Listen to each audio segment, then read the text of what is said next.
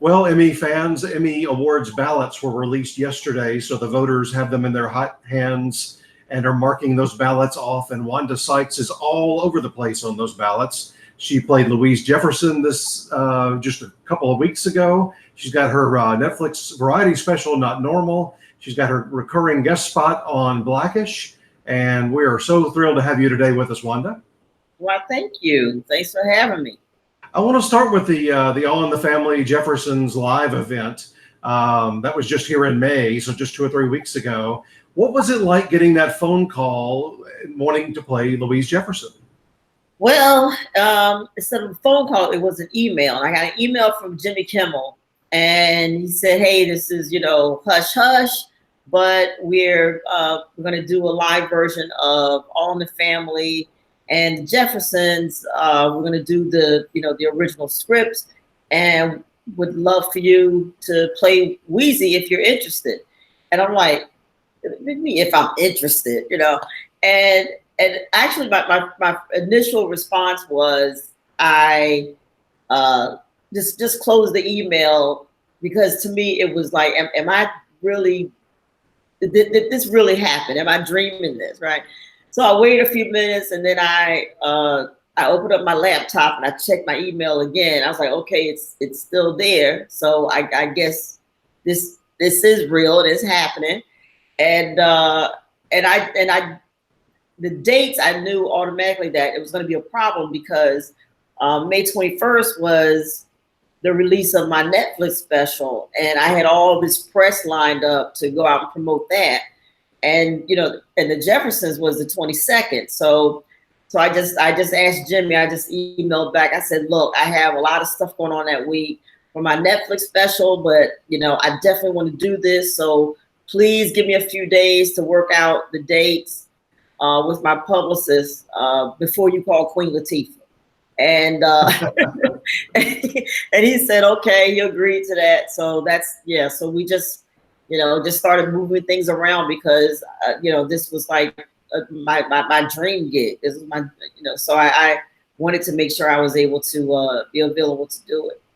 And knowing that Norman Lear was going to be involved himself, I'm sure that made it even better. Absolutely, absolutely. I mean, since I've gotten to the business, whenever someone asks me what kind of show you want to do, I always say a Norman Lear show. I want to talk about something. I want to have those conversations that people are having in their homes. I want to do that on camera, and so to be in a situation where I'm not doing a Norman Lear like show, I'm actually doing a Norman Lear show and working with Norman Lear. I mean, and he was there. I mean, he is at the rehearsals, he's giving us notes. Just sharp and funny, and just a wonderful man to be around. So that was just an incredible experience. Now, those sets you were on are going to be over at the Westfield Mall here in Century City for a few days, I think through this Sunday. What was it like for you walking onto into the Bunkers house as well as the Jeffersons apartment for the first time? Oh my God! I mean, they did such a great job recreating those sets, and and I think we all wanted to sit in Archie's chair. We all wanted to get in that chair. Yeah, I mean, it was, I grew up watching those shows. So for me, I mean, it was just an incredible experience to just be there, and those that same set, and the furniture, the swinging kitchen door, the porch, and I teared up when I just saw the house number on the porch. I'm like, I'm the Hauser Street, 704 House, and this is just incredible. Yeah.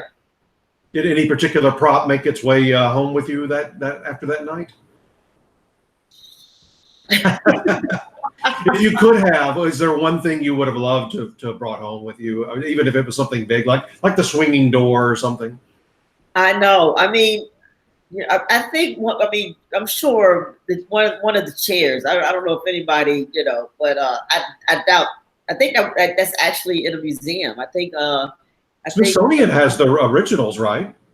I'm sorry, what was that? Smithsonian has those original chairs, right? Yes, absolutely, absolutely. They have the originals.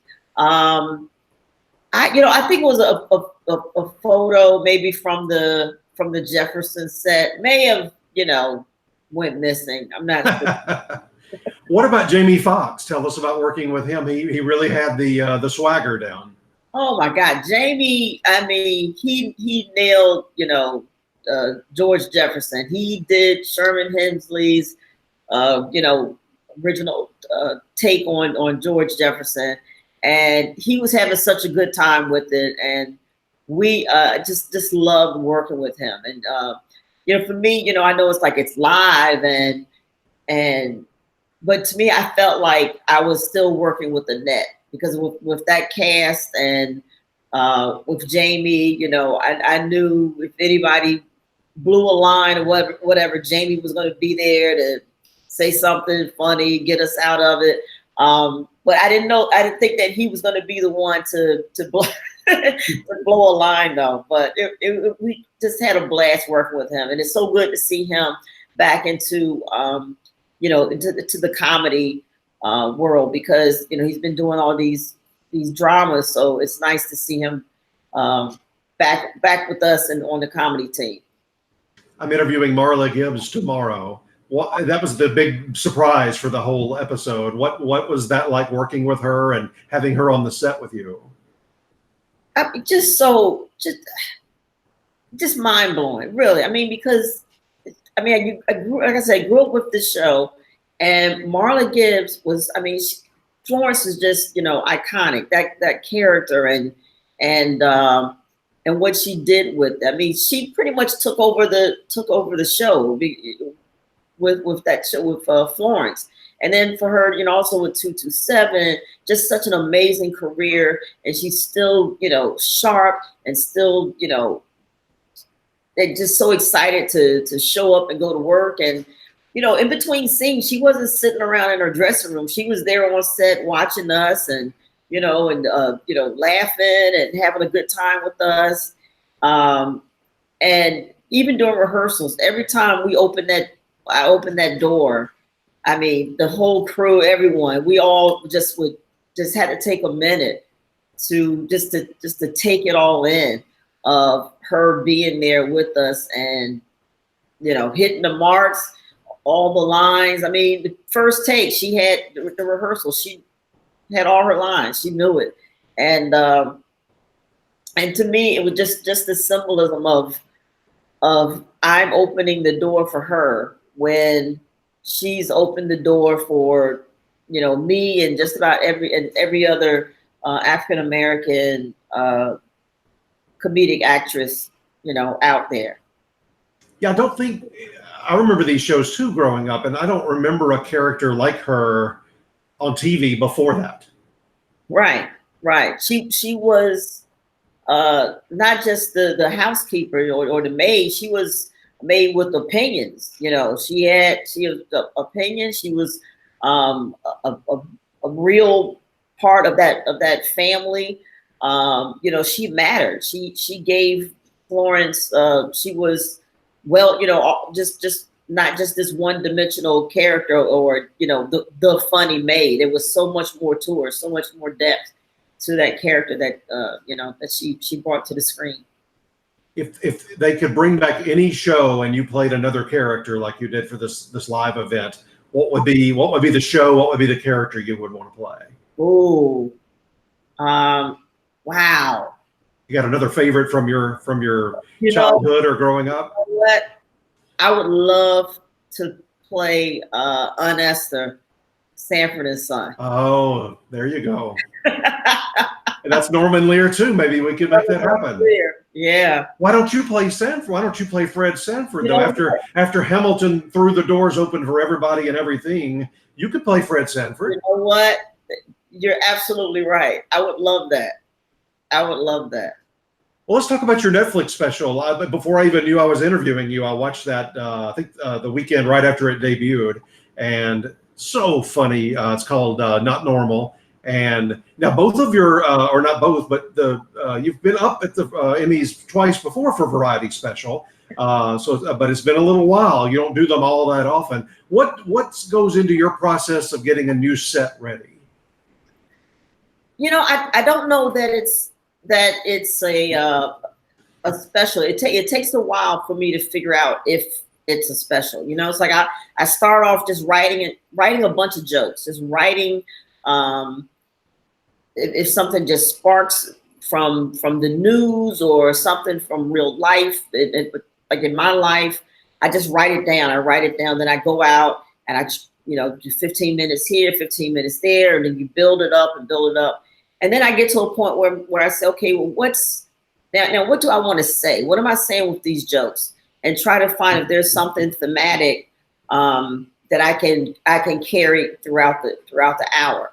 And then when something sparks and I say, okay, you know what? I know what this special is going to be about. I know what I want to say. Then I get rid of all the jokes that don't fit into it, and I just keep writing more jokes to that thing. And then once I get into a place where I feel like it's a solid hour, then I go tour, and I tour for about a year and a half or so.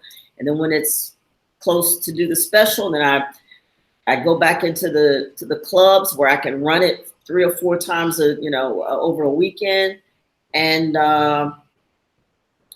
just tweak it, fine tune it, and then go shoot it. But it's a process. It takes at least 2 years. And so the special for you is one of the very last things you've done off of that particular set of comedy. Right.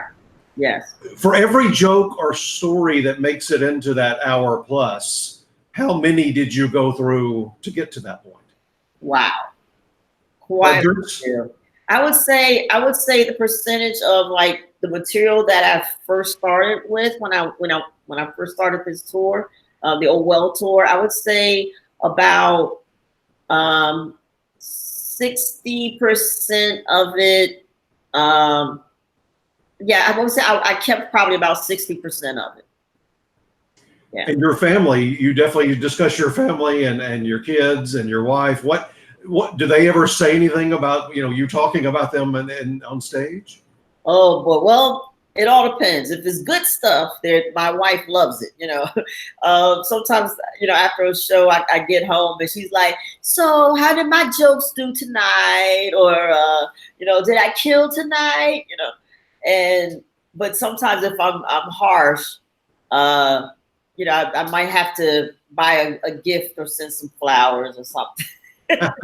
but the bottom line is I love them. They're the most important thing to me. People to me, my family, that's the most important to me. So it's never like mean spirited or too harsh. But sometimes the truth can be a little rough. But I gather from watching it, you're not a Donald Trump fan. You picked that up. You picked that up. I'm not too swift, but about halfway in, I thought, no, I don't think she likes him very much. I don't think there's anything about me that would say, oh yeah, she's a Trump fan.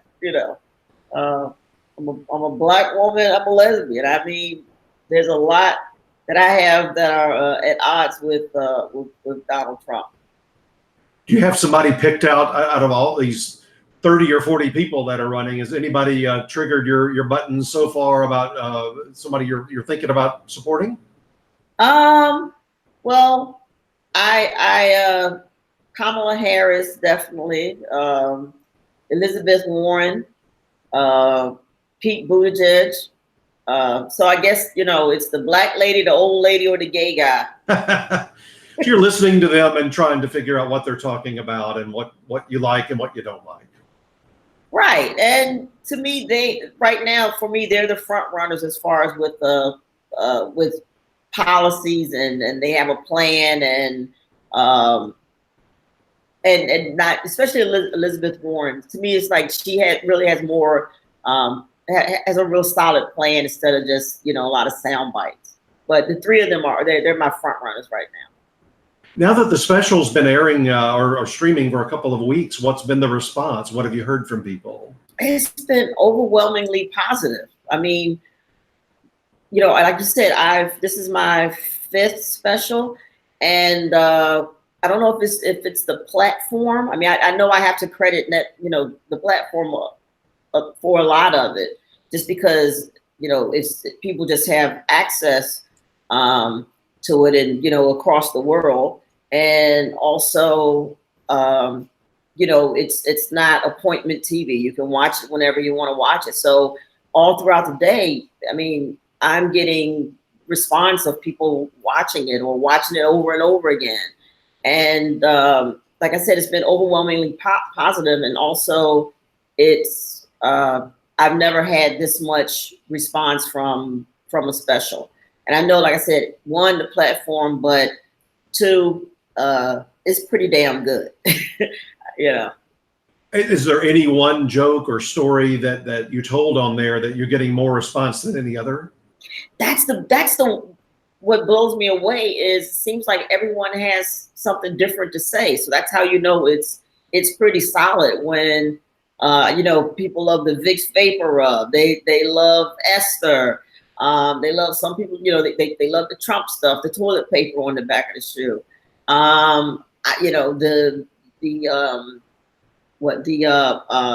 The Clay Aiken and Moonshine. I mean, I'm getting across the board the hot flashes, the menopause stuff.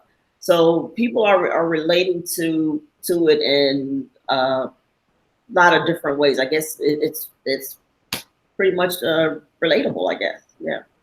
Well, and as we wrap up, I wanted to ask you about Blackish. You've had 2 straight nominations there in the guest acting category. They just released the ballots. Like I said yesterday, your episode is Each One Teach One for this year's voters. What did you like about that one coming in this season?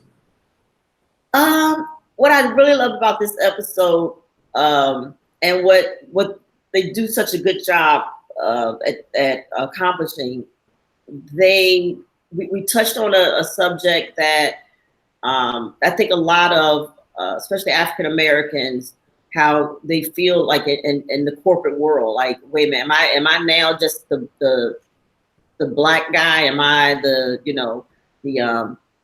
feel like they're just there to meet a quota, and I mean, yeah, things have gotten a lot better, but I know that still exists, and especially from speaking with my friends and who are in corporate positions. And also it was fun because my character Daphne actually got to make sense. We're always in that office. There's always something crazy. We're always, it's just, absurd, the things that we say in the office. And it was nice to be able to have a real conversation with Anthony Anderson's character. But of course, at the end, she just goes right back to being her crazy self. So that was a lot of fun to play. We've been watching him for a long time in his career. He started so young. What do you like about working with him? I love Anthony. He's just a great guy, off camera and on camera. He's funny. He's a really good actor. I mean, I know after doing the Jeffersons with him, and also, I've seen him do it. I'm sorry. I've seen him, turn in these performances on Blackish that, I told him, I was like, I could easily see him doing like August Wilson plays. He's such a good actor. And people forget he was on Law and Order for a while, and then he did.